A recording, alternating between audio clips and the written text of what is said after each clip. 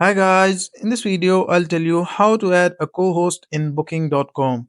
So for those who don't know what booking.com is, this is basically a platform where you can post your business like stays or flights or car rentals, or you can see these options here, so you can try whatever your business is.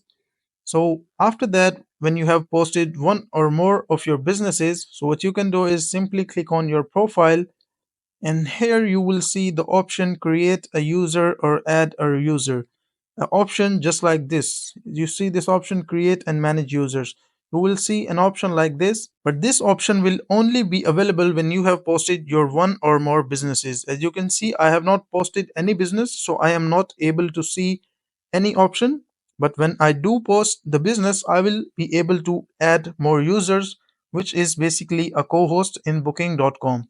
So that is a simple process of how to add a co-host in booking.com.